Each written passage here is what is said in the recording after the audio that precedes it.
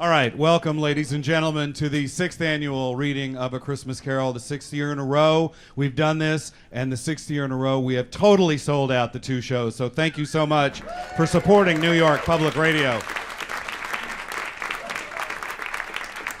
In case you don't know this, we live stream this. We've got 5 cameras here. People are watching all over the world. It's then archived, and you can watch it at thegreenspace.org or many of our websites after the fact. In addition, we will take the 5 o'clock show that we did earlier and this 7 o'clock show, and we mix it together into a radio show that you're going to hear during the holidays. It airs 7 times on WQXR and WNYC. And for that reason, you are part of the show. We could have done this in a studio. We didn't do it in a studio. We're doing it here because we want you to laugh and cry and applaud really loud. And turn off your cell phones. The other thing that we've determined with this annual event is that you get to see, sometimes for the first time, some of your favorite radio personalities that you listen to on WNYC and WQXR and don't normally get to see what they look like. So allow me to introduce our radio company. One of the longtime voices of WNYC from Soundcheck and New Sounds, John Schaefer.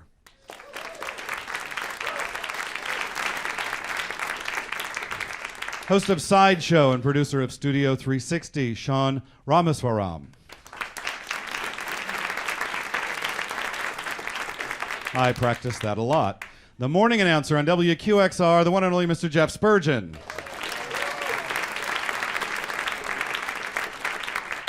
News host, reporter, you hear him on All Things Considered on WNYC, Richard Hake.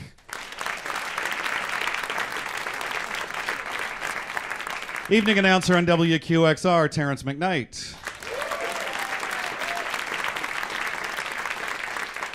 Singer-songwriter, raconteur, man about town, and host of the Naked American Songbook on the Jonathan Channel, Julian Fleischer.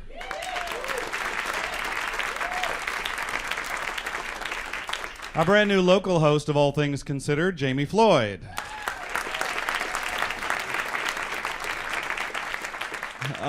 Many of the people are here joining us for the first time. One of them joining us here who's not been a part of this in the past, host and executive producer of Science Friday. Ira Flato is with us here.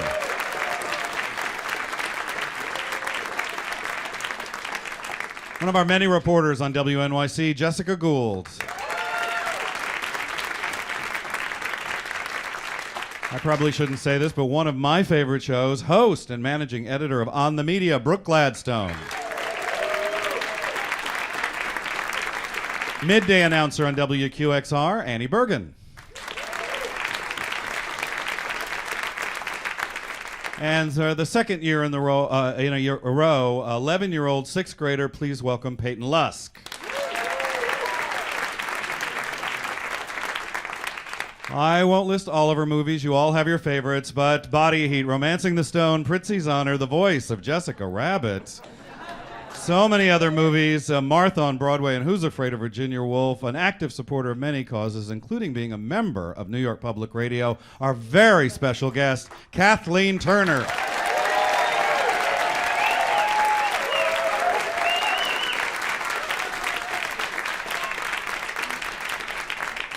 Singer, songwriter, composer, satirist, my friend, also 6th year in a row helping us out, joining us, the composer and pianist, John Forster.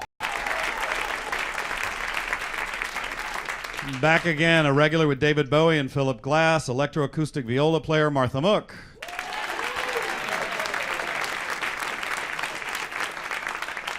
And one of my favorite cold phone calls asking, will you do this? He's done it for 6 years in a row. From Prairie Home Companion, sound effects master Fred Newman.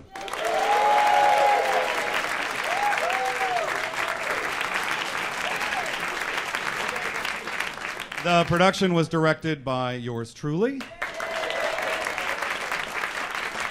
And now, sit back, relax, and enjoy Charles Dickens' A Christmas Carol.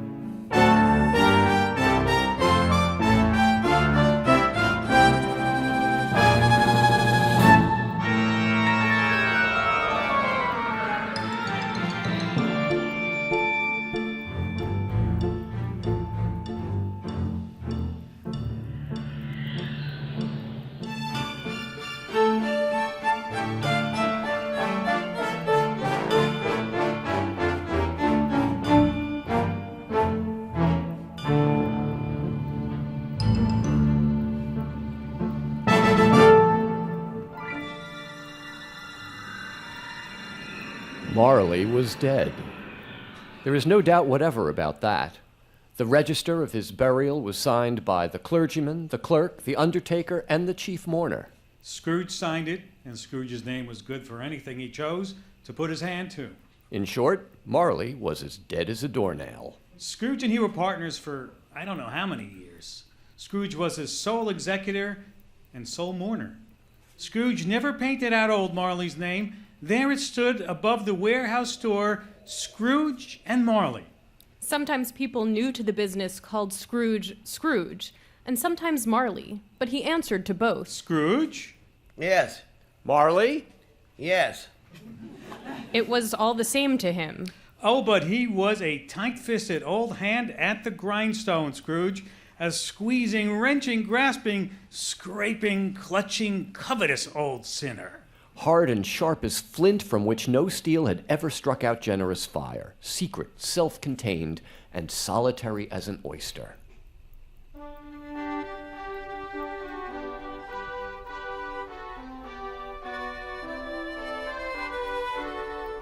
Once upon a time, on Christmas Eve, old Scrooge sat busy in his counting house. The door was open that he might keep his eye upon his clerk, Bob Cratchit, who, in a dismal little cell, was copying letters. Dear sir, I am forced to inform you Scrooge that had a as result very of small deficiencies in fire, early but payment, Cratchit's fire was so very much smaller that it looked like one coal. But he couldn't replenish it, for Scrooge kept the coal box in his own room. Bob put it in his white comforter and tried to warm himself at the candle, in which effort, not being a man of a strong imagination, he failed. A Merry Christmas, Uncle Scrooge. God save you. It was Scrooge's nephew coming in. Bah! Humbug. Christmas? A humbug, Uncle? You don't mean that, I'm sure. I do. Merry Christmas. What right have you to be merry? What right You're have poor enough. What right have you to be dismal? You're rich enough. What else can I be when I live in such a world of fools as this? Merry Christmas. What's Christmas time to you but a time for paying bills without money? A time for finding yourself a year older, but not an hour richer?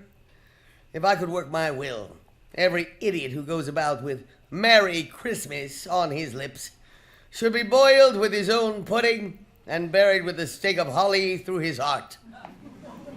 Keep Christmas in your own way, and let me keep it in mine. But you don't keep it. Leave it alone, then.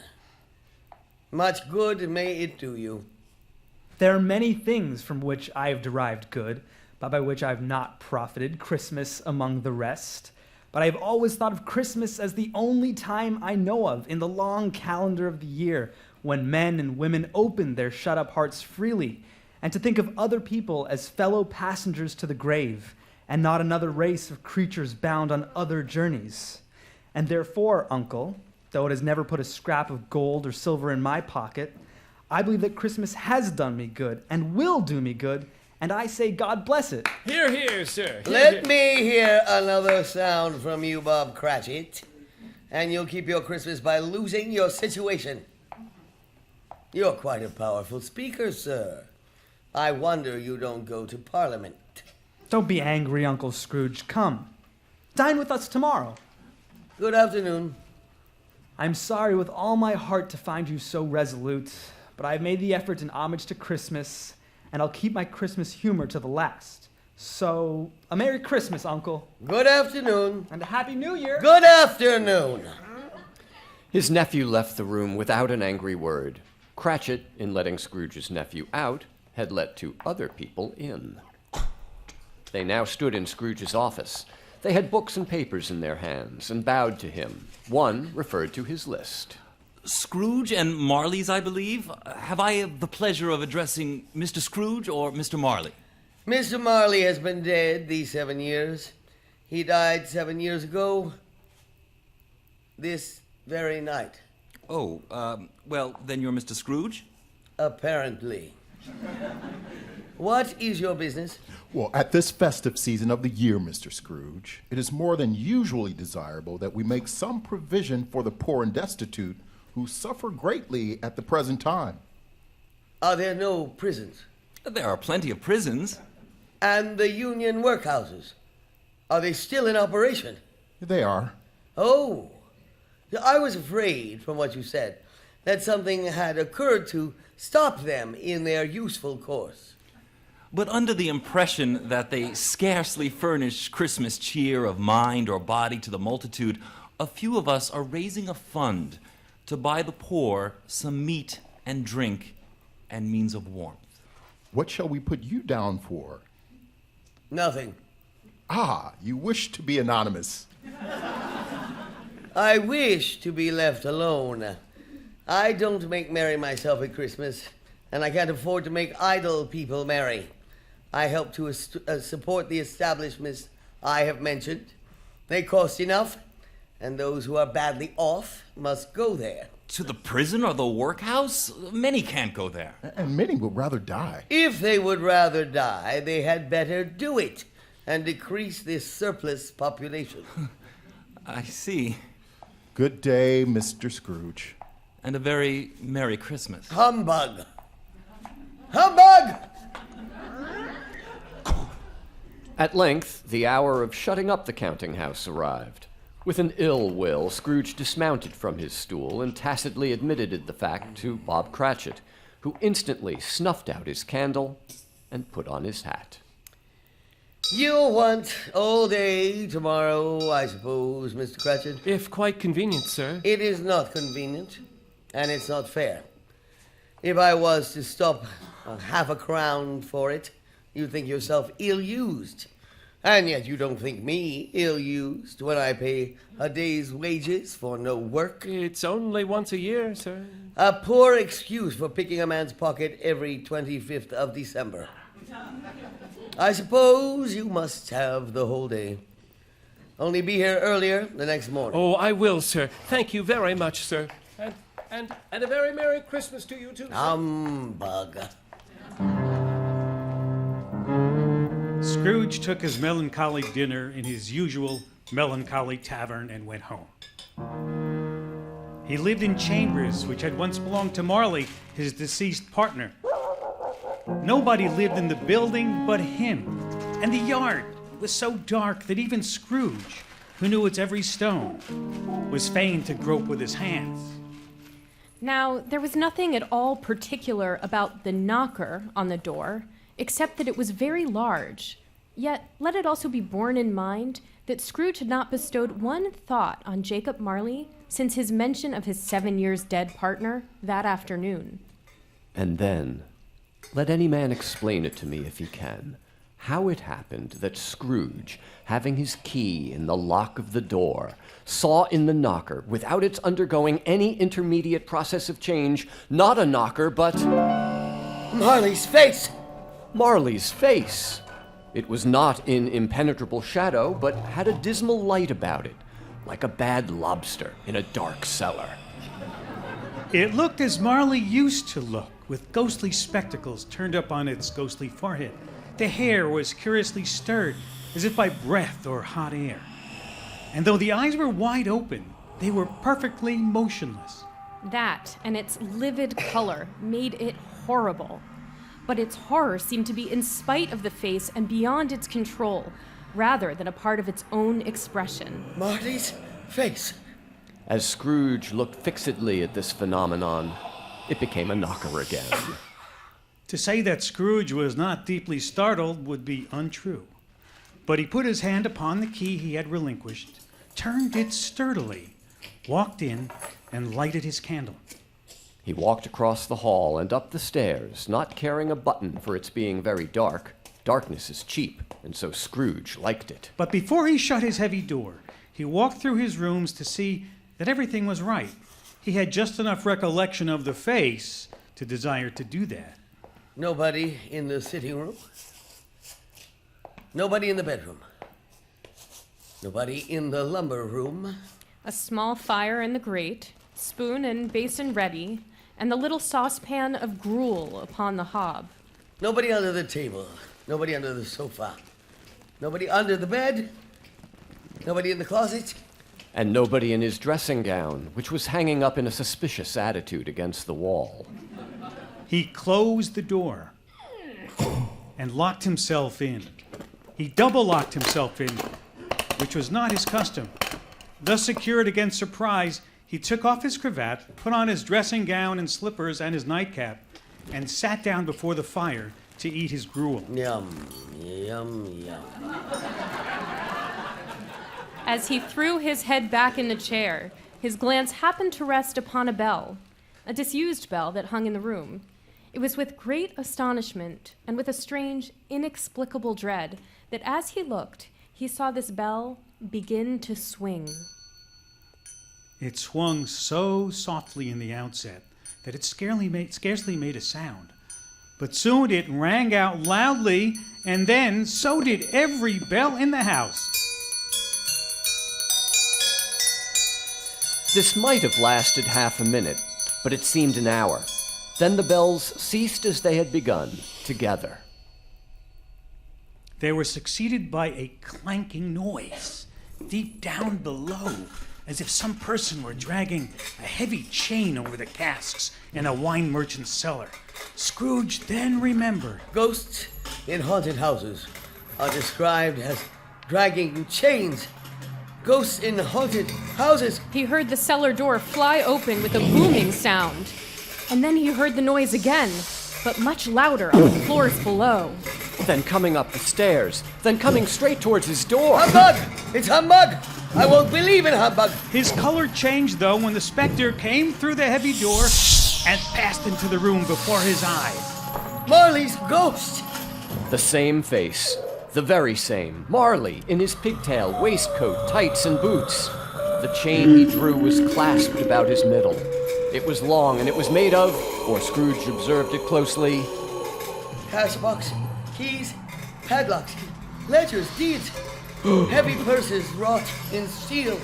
His body was transparent, so that Scrooge, observing him and looking through his waistcoat, could see the two buttons on his coat behind.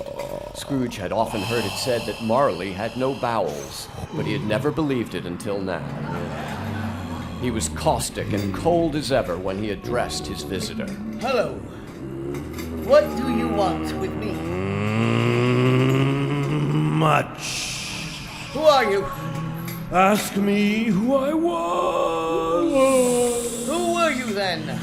In life, I was your partner, Jacob Marley. Can you sit down? I can. Well, do it then. The ghost sat down on the opposite side of the fireplace, as if he were quite used to it. You don't believe in me? I do not. What evidence would you have of my reality beyond that of your senses? I don't know. Why do you doubt your senses? Because a little thing affects them. A slight disorder of the stomach makes them cheats. You may be an undigested bit of beef, a blot of mustard, a crumb of cheese, a fragment of an underdone potato. There's more of gravy than of grave about you, whatever you are. Stop it! Stop it! Ah, mercy, mercy! Dreadful apparition, why do you trouble me? Man of the worldly mind! Do you believe in me or not? I do, I must. But tell me, why do spirits walk the earth?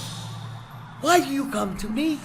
It is required of every man that the spirit within him walk abroad among his fellow men and travel far and wide and do good.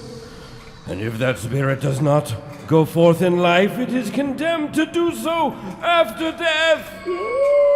Jacob, you are fettered. Tell me why. I wear the chain I forged in life. I made it, link by link and yard by yard. Is its pattern strange to you? Would you know the weight and length of the strong coil you bear yourself? Aye, but Jacob. It was full and heavy as long as this 7 Christmas Eves ago. You have labored on it since. Oh, Jacob. Speak comfort to me, Jacob. I have none to give, Ebenezer Scrooge. I cannot rest. I cannot stay. I cannot linger anywhere. Mark me! In life, my spirit never roves beyond the narrow limits of our counting house. No rest, no peace, incessant torture of remorse. Yet no regret can make amends for one life's opportunity misused. But you were always a good man of business, Jacob. Business! Mankind was my business. The common welfare was my business. Charity, mercy, forbearance, and benevolence, all were my business. Why did I walk through crowds of fellow beings with my eyes turned down and never raise them to that blessed star which led the wise men to a poor abode? Were there no poor homes to which its light would have conducted me? Stop, Jacob. Leave me alone. Hear me! My time is nearly gone. I am here tonight to warn you that you have yet a chance and hope of escaping my fate. You will be haunted by 3 spirits. Oh, no, thank you. I think I would rather not. Without their visits, you cannot hope to shun the path I tread. Expect the first tomorrow when the bell tolls 1. Couldn't I take them all at once and have it over with, Jacob? Expect the second on the next night at the same hour. The third upon the next night when the last stroke of 12 has ceased to vibrate. Look to see me. No more. But for your own sake, Ebenezer, remember what has passed between us.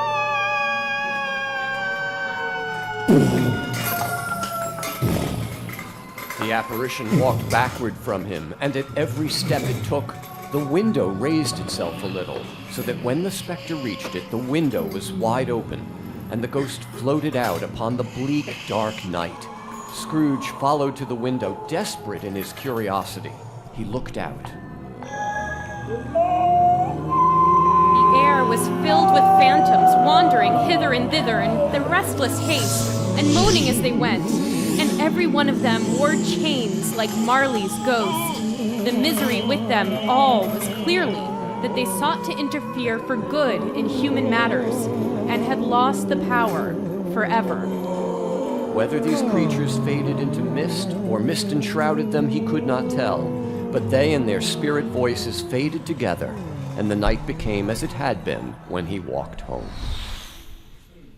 Scrooge closed the window, and being much in need of repose, whether from the emotion he had undergone or the fatigues of the day, he went straight to bed and fell asleep upon the instant. When Scrooge awoke, it was so dark that he could scarcely distinguish the transparent window from the opaque walls of his chamber. Suddenly, the church clock told a deep, dull, hollow, melancholy 1. Light flashed up in the room upon the instant, and the curtains of his bed were drawn aside by a hand. Scrooge found himself face to face with a strange figure. A figure like a child, yet not so like a child as like an old person viewed through some supernatural medium which gave it the appearance of a child. Its hair was white as if with age, and yet the face had not a wrinkle in it. The arms were very long and muscular, as if its hold were of uncommon strength. It wore a tunic of the purest white. Its dress, trimmed with summer flowers, and held a branch of fresh green holly in its hand.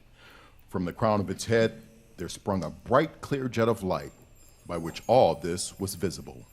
Are you the spirit, sir, whose coming was foretold to me? I am. Who and what are you? I am the ghost of Christmas past. Long past? No, your past. What business brings you here? Your welfare. Rise and walk with me. The spirit put out its strong hand as it spoke and clasped Scrooge gently by the arm. It would have been in vain for Scrooge to plead that the weather and the hour were not adapted to pedestrian purposes, that his bed was warm and the thermometer a long way below freezing, and that he was clad but lightly in his slippers, dressing gown, and nightcap. The grasp of the spirit, though gentle as a woman's hand, was not to be resisted. Scrooge rose, but finding that the spirit moved towards the window, He clasped his robe in supplication. I am mortal and liable to fall. Bear but a touch of my hand upon your heart, there, and you shall be upheld in more than this.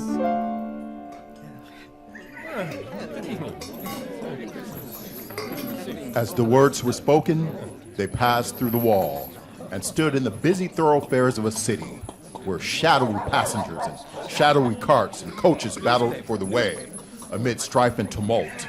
It was Christmas time at evening, and the streets were lighted up. We stand before a warehouse door. Scrooge, do you know it? Know it? I was apprenticed here. The spirit gazed upon him mildly. Scrooge was conscious of 1,000 odors in the air, each one connected with 1,000 thoughts and hopes and joys and cares, long, long forgotten. Your lip is trembling. And what is that upon your cheek? It's nothing. Just a pimple. Lead on, spirit. Take me where you will.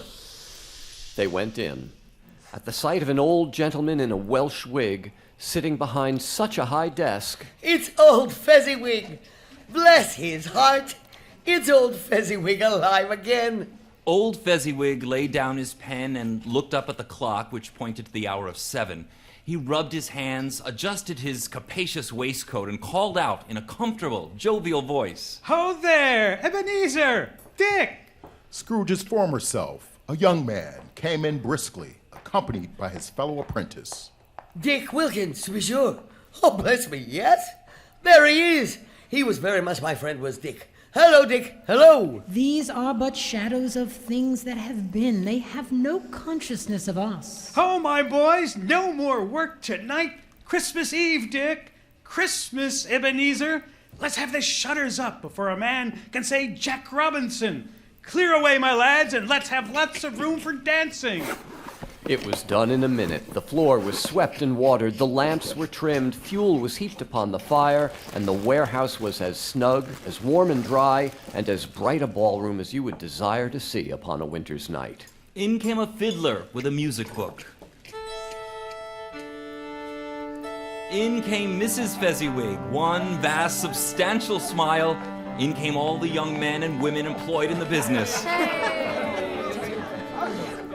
And away they all went.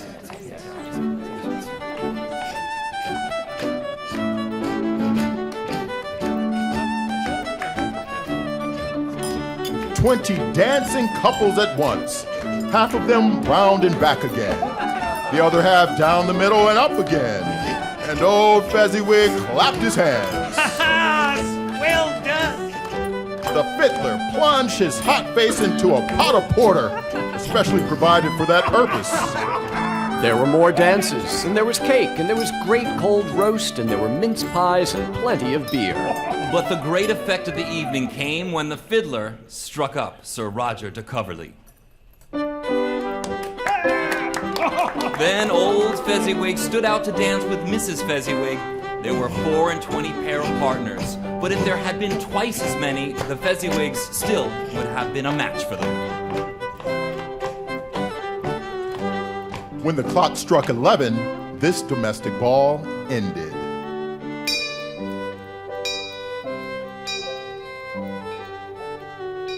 Mr. and Mrs. Fezziwig took their stations, one on either side of the door, and shaking hands with every person as he or she went out, wished him or her a Merry Christmas. During the whole of this time, Scrooge had acted like a man out of his wits. His heart and soul were in the scene and with his former self. Well done, lads. Well done, Mr. Fezziwig. It was not until now that he remembered the ghost beside him. A small matter to make these silly folks so full of gratitude. Small?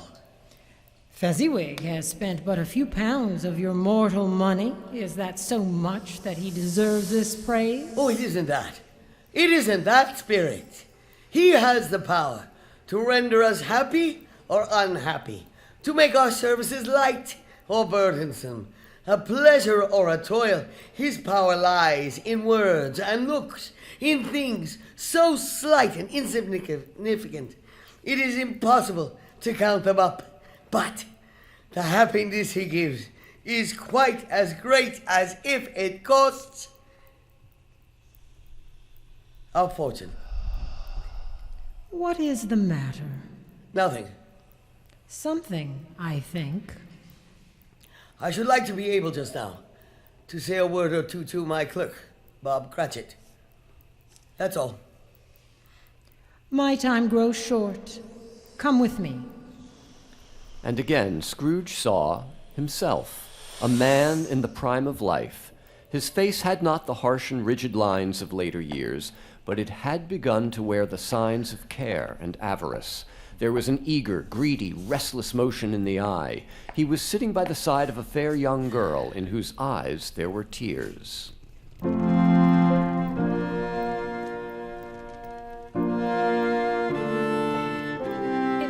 Little to you, Ebenezer, very little. Another idol has displaced me.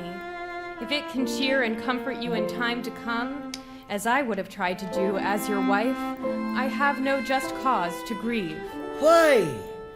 What idol has displaced you? A golden one.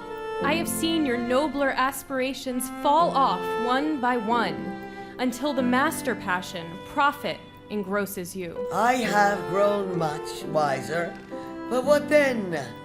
I am not changed toward you. Our contract is an old one, and you are changed. When it was made, you were another man. It's true, I was just a boy. But have I ever sought release from our engagement? In words, no, never. In what then? In a changed nature, in an altered spirit, in another atmosphere of life, and another hope as its great end, in everything that made my love of any worth or value in your sight. I release you, Ebenezer. I release you with a full heart, for my love of the man you once were. May you be happy in the life you have chosen. She left him, and they parted forever. Spirit, show me no more. Conduct me home. Why do you delight to torture me? Leave me. Take me back. Haunt me no longer. Scrooge was conscious of being exhausted and overcome by an irresistible drowsiness. He was also conscious of being in his own bedroom. He had barely time to reel to bed before he sank into a heavy sleep. Waking in the middle of a prodigiously tough snore, Scrooge felt that he had been restored to consciousness for the especial purpose of holding a conference with the second messenger dispatched to him through Jacob Marley's intervention. But finding that he turned uncomfortably cold when he wondered which of his curtains this new specter would draw back, he put every curtain aside with his own hands and established a sharp lookout all round the bed. Now, being prepared for almost anything, Scrooge was not by any means prepared for nothing. Consequently, when the bell struck and no shape appeared, he was taken with a violent fit of trembling. 5 minutes. 10 minutes. A quarter of an hour goes by, yet nothing comes. All this time he lay upon his bed, the core and center of a blaze of ruddy light which streamed upon it when the clock proclaimed the hour. At last, he began to think that the source and secret of this ghostly light might be in the adjoining room. He got up and shuffled in his slippers to the door. The moment Scrooge's hand was on the lock... Scrooge! Enter! He obeyed and found his own room had undergone a surprising transformation. The walls and ceiling were hung with living green. The crisp leaves of holly, mistletoe, and ivy reflected back the light, and such a mighty blaze went roaring up the chimney as that dull hearth had never known in Scrooge's time. Heaped up on the floor to form a kind of throne were turkeys, geese, game, poultry. Great joints of meat, long wreaths of sausages. Mince pies, plum puddings, barrels of oysters. Red-hot chestnuts, cherry-cheeked apples, juicy oranges, luscious pears, immense 12th cakes, and seething bowls of punch that made the chamber dim with their delicious steam. In easy state upon this couch there sat a jolly giant, glorious to see. He bore a glowing torch, in shape not unlike Plenty's horn, and held it up to shed its light on Scrooge as he came peeping round the door. Come in and know me better, man. Scrooge entered timidly and hung his head before this spirit. Though the spirit's eyes were clear and kind, Scrooge did not like to meet them. I am the ghost of Christmas present. Look upon me. Scrooge reverently did so. The spirit was clothed in one simple green robe bordered with white fur, and on its head it wore a holly wreath set here and there with shining icicles. Spirit, conduct me where you will. Tonight, if you have aught to teach me, let me profit by it. Touch my robe and hold it fast. Scrooge did as he was told, and the room and its contents vanished instantly. And they stood in the city streets on Christmas morning. They passed on invisible into the suburbs of the town, straight to the home of Scrooge's clerk, and they entered. And there was Mrs. Cratchit, dressed up, though poorly, in a twice-turned gown, but brave in ribbons, which are cheap and make a goodly show for 6 pence. She laid the cloth, assisted by Belinda Cratchit, the second of her daughters, also brave in ribbons, while her eldest son, Master Peter Cratchit, plunged a fork into the saucepan of potatoes. And now 2 smaller Cratchits, boy and girl, came tearing in, screaming that outside the baker's they had smelled a goose and known it for their own. And basking in luxurious thoughts of sage and onion, these young Cratchits danced about the table. Master Peter blew the fire until the slow potatoes, bubbling up, knocked loudly at the saucepan lid to be let out and peeled. What has ever got your precious father, then? And your brother, Tiny Tim? And Martha weren't as late last Christmas Day by half an hour. Here's Martha, Mother. Why, bless your heart alive, my dear. How late you are. Sit ye down before the fire, my dear, and have a warm. Lord bless ye. And there's Father coming. In came Bob, the father, and Tiny Tim upon his shoulder. Alas for Tiny Tim! He bore a little crutch and had his limbs supported by an iron frame. The 2 young Cratchits caught Tiny Tim and bore him off that he might hear the pudding singing in the copper. And how did little Tim behave in church? Oh, as good as gold. Somehow he gets thoughtful, sitting by himself so much. He told me, coming home, that he hoped the people saw him because he was crippled, and it might be pleasant to them to remember upon Christmas Day who made lame beggars walk and blind men see. Little Tim's growing strong and hearty. I know he is.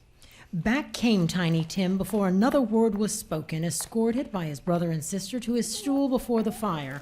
And Bob compounded some hot mixture in a jug with gin and lemons and stirred it round and round and put it by the fire to simmer. Master Peter and the 2 ubiquitous young Cratchits went to fetch the goose, with which they soon returned in high procession. Such a bustle ensued that you might have thought a goose the rarest of all birds, a feathered phenomenon. And in truth it was something very like it in that house. Mrs. Cratchit made the gravy hissing hot. Master Peter mashed the potatoes with incredible vigor. Miss Belinda sweetened up the applesauce. Martha dusted the hot plates. And Bob took Tiny Tim beside him in the corner at the table. The 2 young Cratchits set chairs for everybody and crammed spoons into their mouths lest they should shriek for goose before their turn came. At last the dishes were set on. Dear Father. And grace was said. Amen. It was succeeded by a breathless pause as Mrs. Cratchit, looking slowly all along the carving knife, prepared to plunge it in the goose. And when she did, and when the long-expected gush of stuffing issued forth, one murmur of delight arose all around the board. And even Tiny Tim beat on the table with the handle of his knife and feebly cried, Hurrah! There never was such a goose. Look at it. I don't believe there ever was such a goose cooked. Eked out by applesauce and mashed potatoes, it was a sufficient dinner for the whole family. Indeed, as Mrs. Cratchit said with great delight, surveying one small atom of a bone upon the dish, Why, we haven't eaten at all. And you two young ones are steeped in sage and onion to the eyebrows. Mrs. Cratchit left the room to take the pudding up and bring it in. Suppose it should not be done enough. Suppose it should break in turning out. Oh, no. Suppose somebody should have got over the wall of the backyard and stolen it while they were merry with the goose. A supposition at which the two young Cratchits became livid. There was a cloud of steam. The pudding was out of the copper. A smell like washing day. That was the cloth over the pudding. A smell like an eating house and a pastry cook's next door to each other, with a laundress's next door to that. That was the pudding. In half a minute, Mrs. Cratchit entered. Flushed but smiling proudly, with the pudding like a speckled cannonball, hard and firm, blazing in ignited brandy and bedecked with Christmas holly stuck into the top. Everybody had something to say about it. Mrs. Cratchit, I regard this pudding as the greatest success achieved by you since our marriage.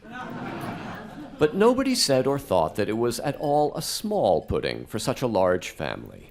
At last the dinner was all done, the cloth was cleared, the hearth swept, and the fire made up. The compound of the jug being tasted and considered perfect, apples and oranges were put upon the table and a shovel full of chestnuts on the fire. Then all the Cratchit family drew around the hearth, and at Bob Cratchit's elbow stood the family's display of glass, 2 tumblers and a custard cup without a handle. These held the hot stuff from the jug, as well as golden goblets would have done, and Bob served it out with beaming looks while the chestnuts on the fire sputtered and cracked noisily. Then Bob proposed, A Merry Christmas to us all, my dears. A Merry Christmas. God bless us. God bless us, everyone. Spirit, tell me if Tiny Tim will live. I see a vacant seat in the poor chimney corner, and a crutch without an owner carefully preserved. If these shadows remain unaltered by the future, none other of my race shall find him here. But what then? If he be like to die, he had better do it and decrease the surplus population. Scrooge hung his head to hear his own words quoted by the spirit, and was overcome with penitence and grief.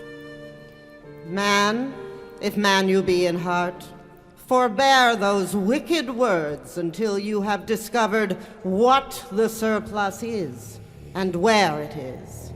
It may be that in the sight of heaven you are more worthless and less fit to live than millions like this poor man's child. Scrooge bent before the ghost's rebuke, and trembling cast his eyes upon the ground. But he raised them speedily on hearing his own name. Mr. Scrooge. I give you Mr. Scrooge, the founder of the feast. The founder of the feast, indeed. I wish I had him here. I'd give him a piece of my mind to feast upon, and I'd hope he'd have a good appetite for it. My dear, the children. Christmas Day. It should be Christmas Day, I'm sure, on which one drinks the health of such an odious, stingy, hard, unfeeling man as Mr. Scrooge. You know he is, Robert. Nobody knows it better than you do. My dear, Christmas Day. I'll drink to his health for your sake and the day's, but not for his. All right. Long life to him. A Merry Christmas and a Happy New Year. He'll be very merry and very happy, I have no doubt. They were not a handsome family, but they were happy, grateful, pleased with one another, and contented with the time. As this scene vanished, it was with a great surprise to Scrooge to hear a hearty laugh. It was a much greater surprise to Scrooge to recognize his nephew's voice and to find himself in a bright, dry, gleaming room. Uncle Scrooge said that Christmas was a humbug. He believes it, too. However, his offenses carry their own punishment, and I'll have nothing to say against him. Who suffers by his ill whims? Himself, always. He won't come and dine with us? What's the consequence? He doesn't lose much of a dinner. Indeed, I think he loses a very good dinner. Everybody else said the same, and they must have been competent judges because they had just had dinner. With the dessert upon the table, they were clustered round the fire by lamplight. After a while, they played at forfeits. Oh! There might have been 20 people there, young and old, but they all played, and so did Scrooge. Wholly forgetting that his voice made no sound in their ears, he sometimes came out with his guests quite loud. I win! Oh, Spirit, I beg you, let us remain here until the guests depart. No, we cannot stay.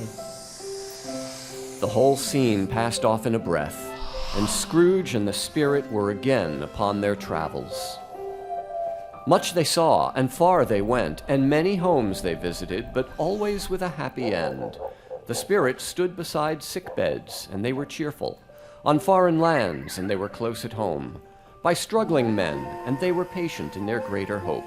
By poverty, and it was rich. In almshouse, hospital, and jail, in misery's every refuge, where vain man in his little brief authority had not made fast the door and barred the Spirit out, the Spirit left his blessing and taught Scrooge his precepts.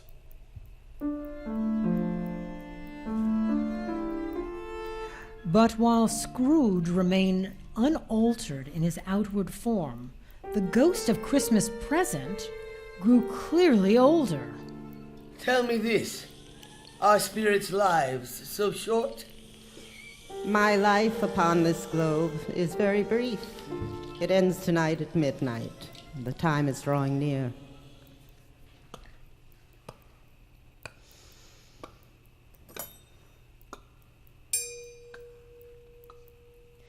The chimes were ringing the 11:03 at that very moment. Forgive me in what I ask, but I see something strange protruding from the bottom of your robe. Is it a foot or a claw? It might be a claw, for the lack of flesh there is upon it. Look here. From the foldings of its robe, the Spirit brought forth 2 children, wretched, abject, frightful, hideous, miserable. They were a boy and a girl, yellow, meager, ragged, scowling, wolfish, but prostrate, too, in their humility. Where graceful youth should have filled their features out, a stale and shriveled hand like that of age had pinched and twisted them and pulled them into shreds. Where angels might have sat enthroned, devils lurked and glared out, menacing. Spirit, are they yours? They are man's, and they cling to me. This boy is ignorance. This girl is poverty. Beware them both and all of their degree, but most of all, beware this boy. For on his brow I see that written which is doom, unless the writing be erased. Have they no refuge or resource? Are there no prisons? Are there no workhouses? Oh, Spirit, I did not mean those words when I said them. I did not mean them. The bell struck 12. He lifted up his eyes and beheld a solemn phantom, draped and hooded, coming like a mist along the ground towards him. The phantom slowly, gravely, silently approached. When it came, Scrooge bent down upon his knee, for the very air through which this spirit moved seemed to scatter gloom and mystery. It was shrouded in a deep black garment, which concealed its head, its face, its form, and left nothing of it visible save one outstretched hand. Mysterious presence filled Scrooge with a solemn dread. I am in the presence of the ghosts of Christmas yet to come. The spirit answered not, but pointed onward with its hand. You are about to show me shadows of the things that have not happened, but will happen in the time before us. Is that so, Spirit? The upper portion of its garment was contracted for an instant, as if the spirit had nodded its head. That was the only answer Scrooge received. Although well used to ghostly company by this time, Scrooge feared the silent shape so much that his legs trembled beneath him, and he found that he could hardly stand when he prepared to follow it. The spirit paused a moment as observing his condition and giving him time to recover.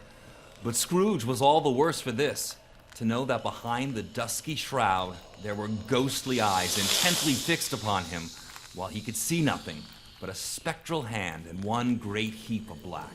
Ghost of the future, I fear you more than any specter I have seen. But I know your purpose is to do me good. Lead on, spirit.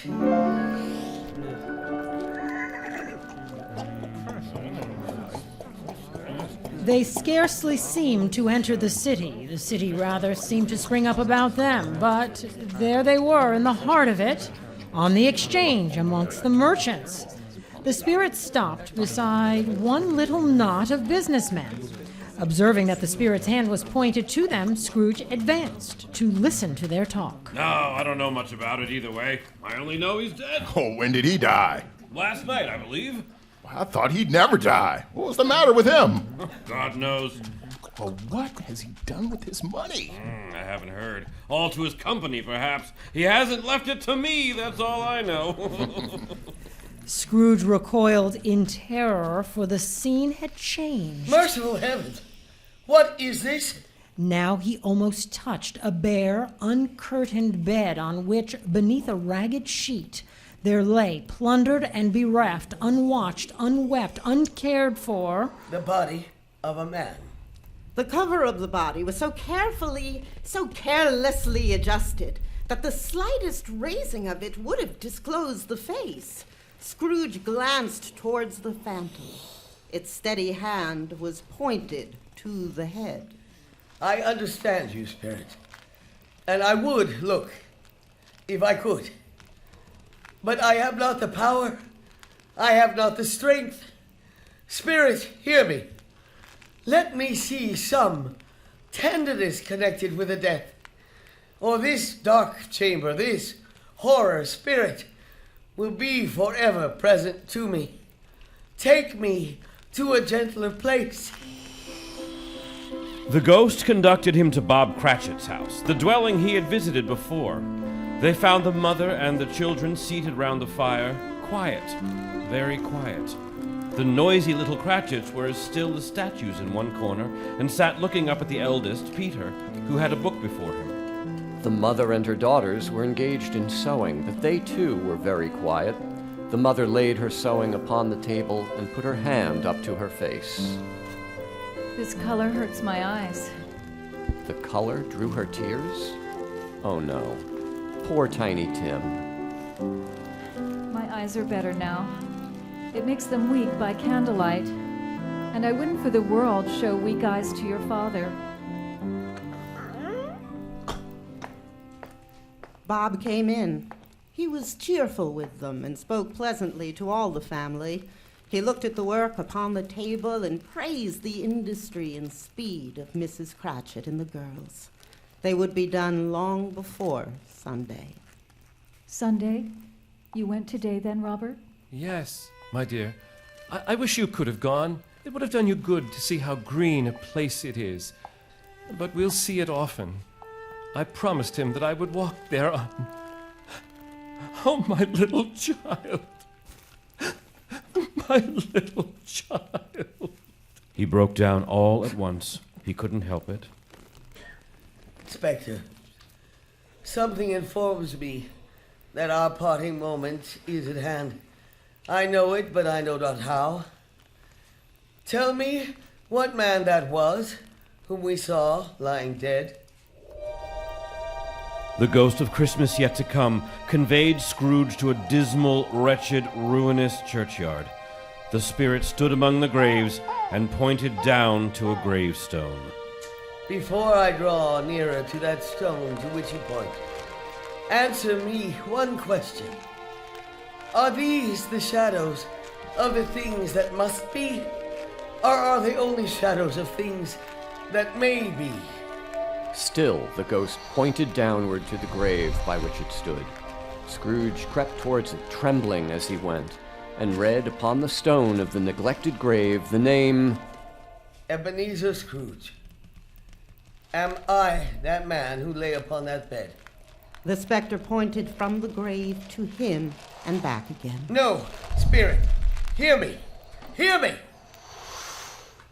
I am not the man I was. I will not be the man I have been. Why show me this if I am past all hope? Assure me that I yet may change these shadows you have shown me by an altered life. I will honor Christmas in my heart and try to keep it all the year. I will live in the past, in the present, the future. Yes, the spirits of all three shall thrive within me. I will not shut out the lessons that they teach. Oh, tell me that I may sponge away the writing on this stone. Holding up his hands in a last prayer to have his fate reversed, he saw an alteration in the phantom. It shrank, collapsed, and dwindled down into a bedpost.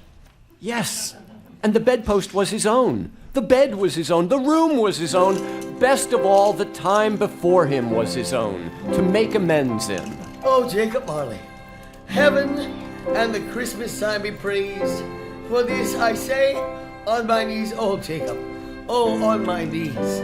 He was so fluttered and so glowing with good intentions that his broken voice could scarcely answer to his call. He had been sobbing violently in his conflict with the spirit, and his face was wet with tears.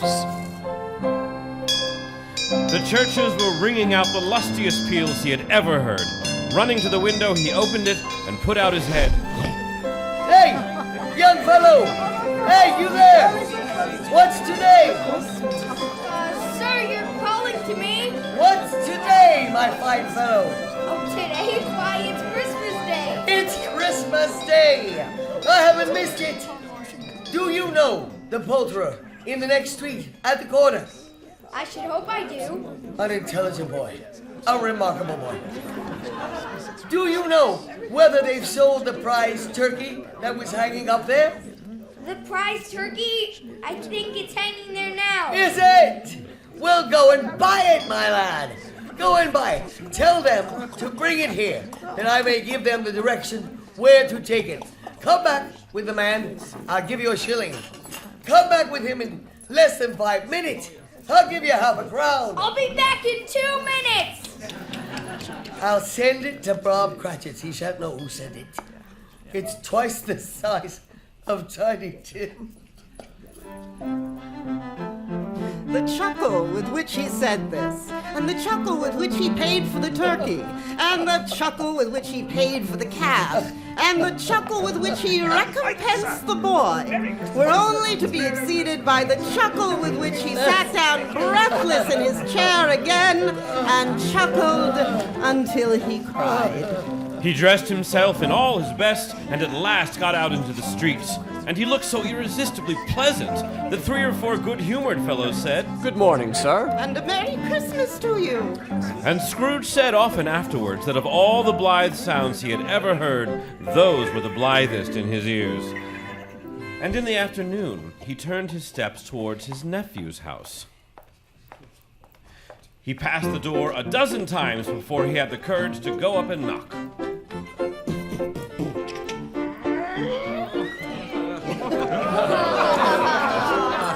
Why, bless my soul. Who's that? It's I, your Uncle Scrooge.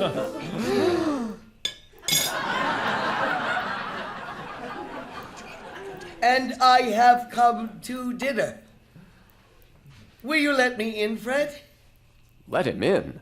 It's a mercy his nephew didn't shake his arm off. In 5 minutes, Scrooge felt at home.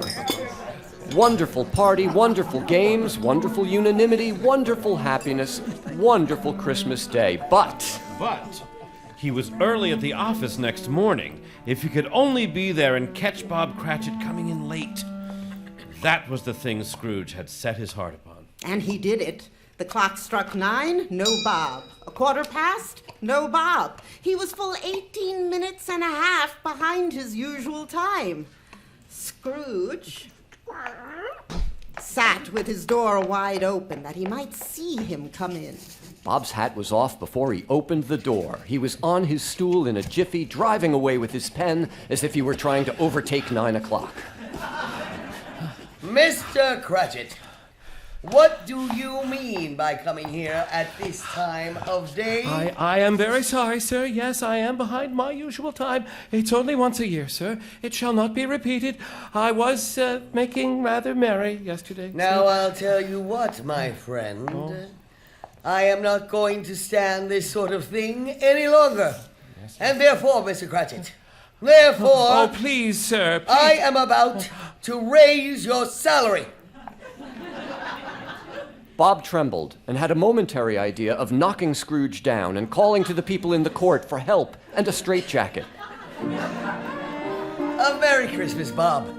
A Merrier Christmas, Bob, my good fellow, than I have given you for many a year.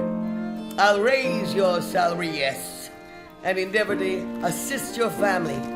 We will discuss your situation this very afternoon over a bowl of Christmas punch. Make up the fire, and for heaven's sakes, buy another coal scuttle before you dot another I, Bob Cratchit. Scrooge was better than his word. He did it all, and infinitely more. And to Tiny Tim, who did not die, he was a second father. He became as good a friend, as good a master, and as good a man as the good old city ever knew, or any other good old city, town, or borough in the good old world. Some people laughed to see the alteration in him, but he let them laugh. His own heart laughed, and that was quite enough for him. Scrooge had no further intercourse with spirits, and it was always said of him that he knew how to keep Christmas well if any man alive possessed the knowledge. May that be truly said of us, and of all of us. And so, as Tiny Tim observed, God bless us. Everyone.